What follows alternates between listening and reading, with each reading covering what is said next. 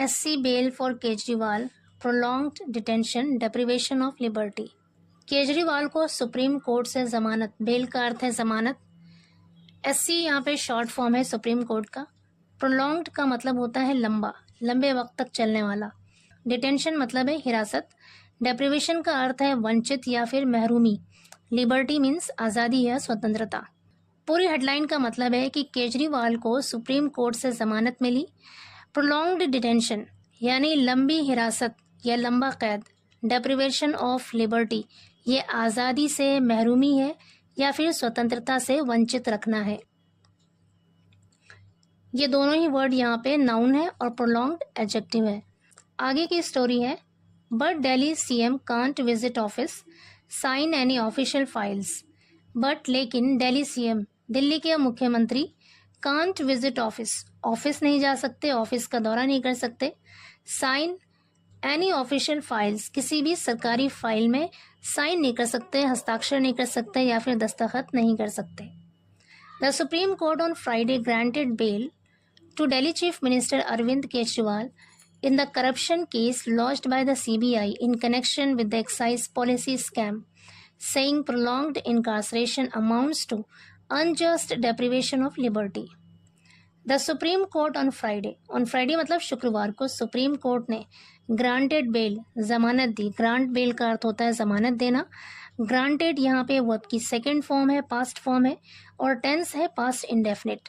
Granted bail यानी जमानत दी to Delhi chief minister, Delhi के मुख्यमंत्री अरविंद केजरीवाल को in the corruption case, corruption के मामले में यानी भ्रष्टाचार के मामले में, लॉज्ड बाय द सीबीआई के जरिए दर्ज किए गए भ्रष्टाचार के मामले में अरविंद केजरीवाल को सुप्रीम कोर्ट ने जमानत दी in connection with the excise policy scam. In connection with का अर्थ है के संबंध में, के ताल्लुक से, एक्साइज पॉलिसी घोटाले के संबंध में सीबीआई के जरिए दर्ज किए गए भ्रष्टाचार के मामले में दिल्ली के चीफ मिनिस्टर केजरीवाल को सुप्रीम कोर्ट ने जमानत दी।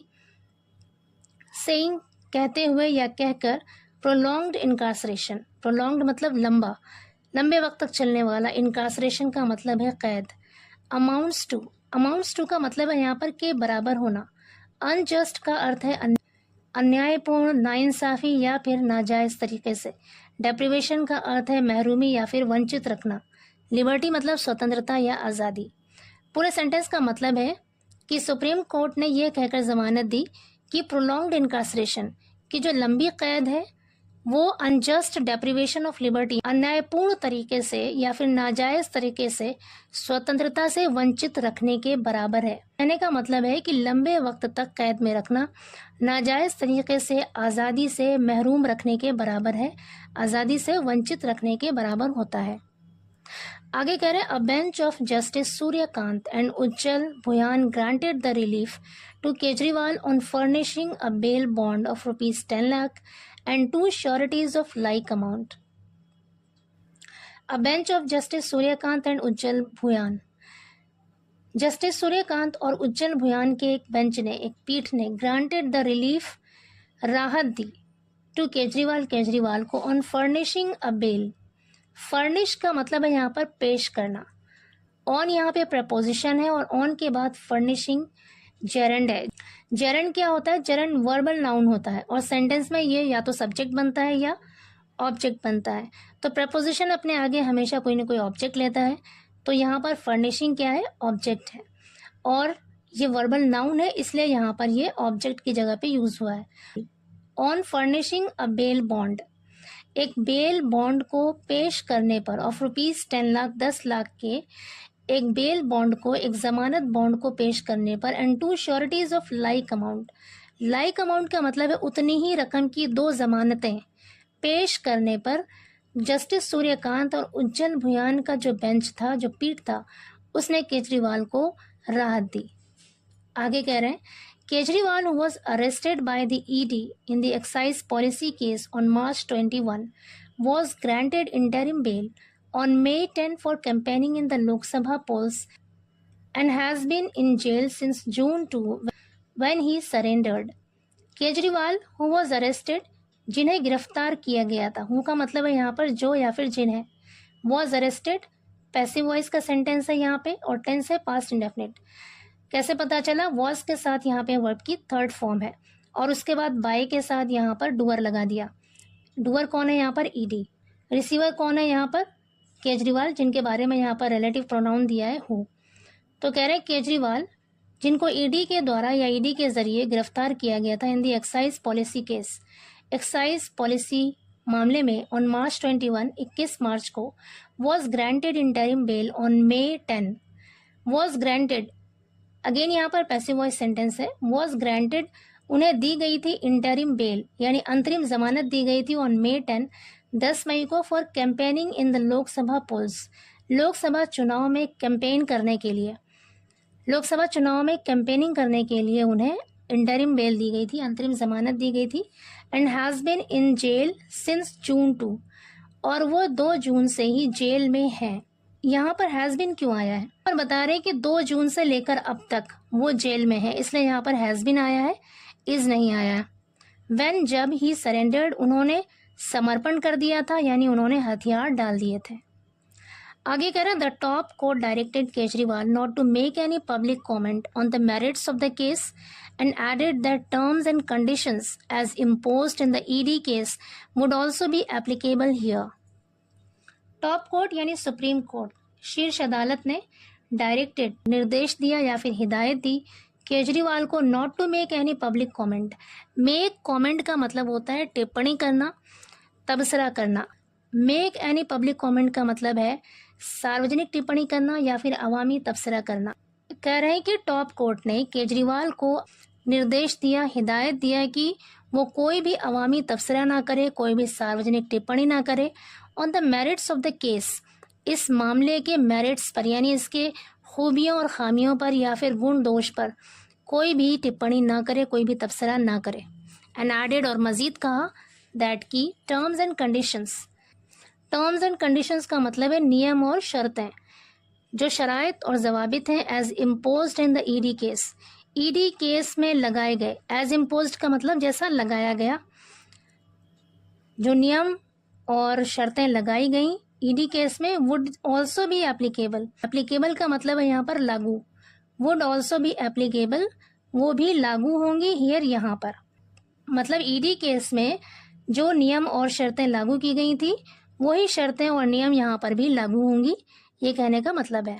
आगे कह रहे हैं the top court while granting him bail in the ED case had said that Kejriwal can not visit his office or the Delhi Secretariat and not sign any official file unless absolutely necessary to obtain the Lieutenant Governor's sanction. The top court मतलब supreme court या फिर शीर्ष अदालत while granting him bail, उनको जमानत देते हुए in the ED case, ED मामले में had said, had के साथ said वर्ब की थर्ड फॉर्म है, से फर्स्ट फॉर्म होती है, said सेकेंड फॉर्म भी होती है और थर्ड फॉर्म भी होती है, लेकिन यहाँ पर सेट थर्ड फॉर्म है क्योंकि यहाँ पर हेल्पिंग वर्ब हैड है और हैज़ हैव हैड के साथ वर्ब की थर्ड फॉर्म परफेक्ट टेंस में लगती है, यहाँ पर पास्ट परफेक्ट टेंस का यूज़ हुआ है। हैड सेट मतलब कहा था दैट की Kejriwal can not visit his office. Top court ने उन्हें ग्रांट, टॉप कोर्ट ने ईडी केस में बेल देते हुए कहा था कि Kejriwal can not visit his office, अपने ऑफिस नहीं जा सकते, और द दिल्ली सेक्रेटेरिएट या फिर दिल्ली सेक्रेटेरिएट नहीं जा सकते, नॉट साइन और दस्तखत नहीं कर सकते, हस्ताक्षर नहीं कर सकते, एनी ऑफिशियल फाइल किसी भी सरकारी फाइल पर, अनलेस जब तक कि एब्सोल्युटली नेसेसरी बिल्कुल ज़रूरी ना हो।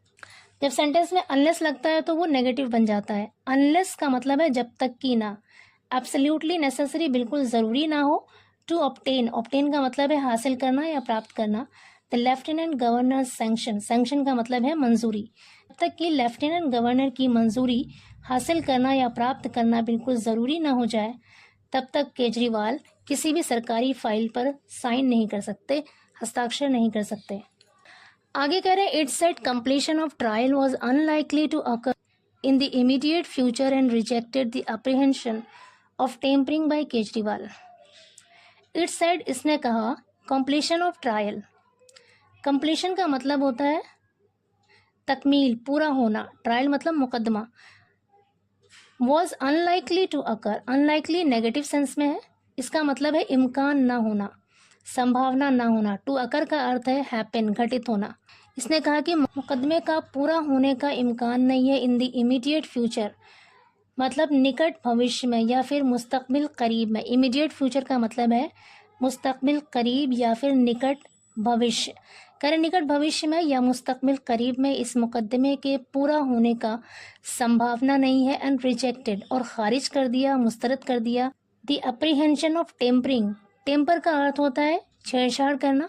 अगेन यहाँ पर टेम्परिंग जेरंड है, यहाँ पे ऑफ प्रपोजिशन है, और प्रपोजिशन हमेशा अपने आगे कोई ना कोई ऑब्जेक्ट लेता है। किसी भी वर्ड का सब्जेक्ट या ऑब्जेक्ट बनने के लिए उसका नाउन होना जरूरी है, इसलिए यहाँ पर जेरंड का यूज हुआ है, क्योंकि जेरंड वर्ब से बनता है, इसलिए इसे वर्बल नाउन कहते हैं। अप्रीहेंशन का मतलब है डर होना, आशंका होना। तो कह रहे केजरीवाल के जरिए छेड़छाड़ के इम्कान को या उसकी आशंका को भी रिजेक्ट कर दिया, खारिज कर दिया। आगे कह रहे Justice Bhuyan who wrote a separate judgment concurred with Justice Kant on grant of bail. Justice Bhuyan who, जिन्होंने, रोट, राइट की सेकंड फॉर्म होती है रोट, और टेंस क्या है पास्ट इंडेफिनिट। हु रोट, जिन्होंने लिखा, अ सेपरेट जजमेंट, एक अलग फैसला लिखा। कॉन्कर्ड, कॉन्कर्ड का अर्थ होता है इत्तिफाक करना, सहमत होना। Concurred with Justice Kant, Justice Kant से सहमत थे, जस्टिस कांत से इत्तिफाक रखते थे। On grant of bail, bail दिए जाने पर। आगे कह रहे हैं However, Justice Bhuyan questioned the timing of Kejriwal's arrest by the CBI and said the agency's aim was to frustrate grant of bail to him in the ED case. However, हालांकि justice Bhuyan question मतलब सवाल किया। Question यहाँ पर as a verb use हुआ है और tense है यहाँ पर पास्ट इंडेफिनिट। जस्टिस भुयान ने सवाल किया the timing of Kejriwal's arrest, Kejriwal की गिरफ्तारी के टाइमिंग पर, उसके समय पर सवाल किया, वक्त पर सवाल किया। बाय द सीबीआई, यानी सीबीआई के जरिए केजरीवाल को गिरफ्तार करने की टाइमिंग पर सवाल किया किसने, जस्टिस भुयान ने।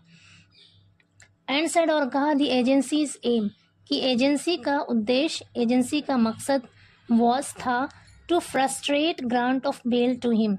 फ्रस्ट्रेट यहाँ पर वर्ब है और एज अ वर्ब इसका मतलब होता है नाकाम बनाना, असफल बनाना। ग्रांट ऑफ बेल यानी जमानत दिया जाना, टू हिम, उन्हें, इन द ईडी केस, ईडी मामले में। करें एजेंसी का मकसद ईडी मामले में उनको बेल दिए जाने को नाकाम बनाना था, विफल बनाना था। आगे कह रहे I fail to understand the CBI's urgency to arrest Kejriwal on cusp of release in the ED case when it did not do so for 22 months। I fail to understand मतलब मैं समझ नहीं पा रहा हूँ, मैं समझने से कासिर हूँ। द सीबीआईज अर्जेंसी, सीबीआई की जल्दबाजी को, तत्परता को, टू अरेस्ट केजरीवाल, केजरीवाल को अरेस्ट करने की जल्दबाजी या तत्परता को मैं समझने से कासिर हूँ। On cusp of release, cusp of release का मतलब होता है ठीक रिहाई के वक्त, रिलीज का अर्थ है रिहाई।